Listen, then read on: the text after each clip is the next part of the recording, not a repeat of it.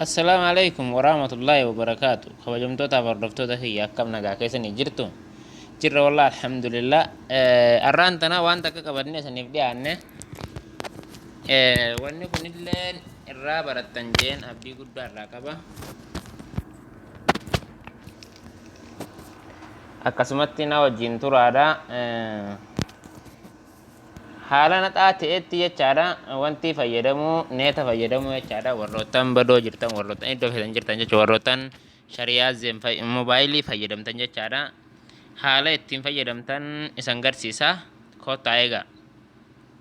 dura jechaadha wanta keessa seennaa pilaastoorii keenya jala yookaan suuqa jala hin seennaa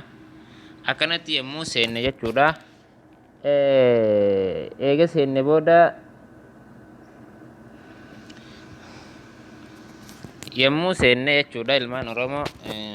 naaf tura waa xiqqishoo sirreeffadha akkanatti gisee seenne booda jechaadha wanta san itti barreessinaa kanatti barreessina jechaadha ati haa gootus sumaaf dhufa jechaadha inni kana jechaadha buleeyyan kiyya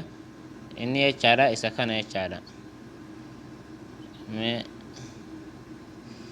inni jechaadha isa kana jechaadha isa kana buufattanii jirtan natti fakkaachuu danda'a kana gisee gadi buufattan inni isa kana jechaadha HA kana gad buufattanii update godhattan jechaadha haala qallaalii ta'eedhaani update yoo gootan ammaan tana kiyya bu'ee jira update godhee jala seenaa open godhee gisee jala seenu waan biraa takka hin gootan jechaadha iddoo tokkoffaarra jiru kana jechaadha iddoo kanatti iddoo alaabaan irratti mul'attu kanatti jechaadha kana gad tuttanii jechaadha stop godha amma kiyya waan dalagaa jiru irraa stop godhe kana gad tuttanii jechaadha tokkoffumarra keessan jetta tokkoffuma kanarratti dhiifattan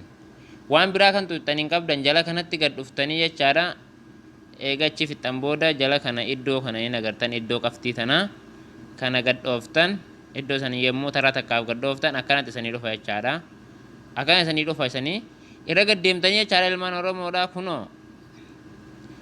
isa kanarra kaawwattu jechaadha kunoo moobaayilii firii kan jedhu kana kan tokkoffaarraa kana firii waan kanarra firiitu osoo hin ta'iin firii waan kanarra kaawwattanii ganaa jechaadha eega kanarra kaawwattan booda ammas gubbatti ni agartan jeen yaada gisee kiyya ba'e in agartanii istaar goota ganaa'e istaar gisee gootan kunoo mallattiin qulfii ol ba'ee jira jechaadha ilmaan oromoo kunoo qulfiin ol naa ba'ee jira in agartanii qulfiin kuni yommuu siif ol ba'e jechuudha sii dalage jechuudha amma waasaappiidhaan yoon inni waasaappi waan fedheen namatti barreesse naaf dhufa waasaappi osoo hin ta'initti yuutuubii jala seenee isan garsiisa waanuma feetanii jechuudha waanuma feetanuu isaniif dalagaa immoo yuutuubii waan hundumayyuu jechaadha kunoo yoo fararreettan yuutuubii jala seentanii arguu dandeessan jechaadha kunoo yuutuubii jala seentanii arguu dandeessan kunoo dalagaa jira akkatti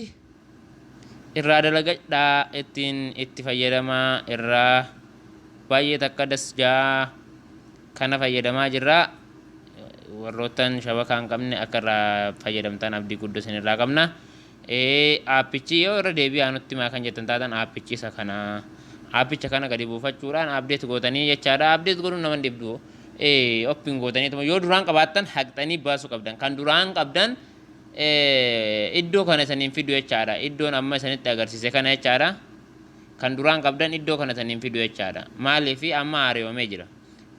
iddoo maqaftii kana iddoo zeen kana siif hin fidu jechuudha waan biraa sitti fida saniifuu akka amma mallattoo zeenii moobaayilii iddoo biyya adda addaa siif fidutti kana buufachuu si barbaachisa haqiqeetuma gadi buufattaa oppin jettee jala seenta jechaadha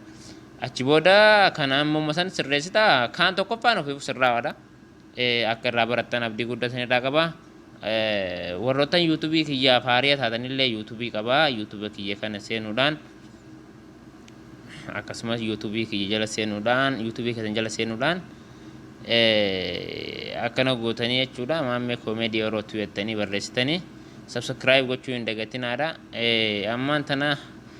achumaan karaa haga waan biraa qabannee walitti dhiyaanutti nagaan nuuf turaa.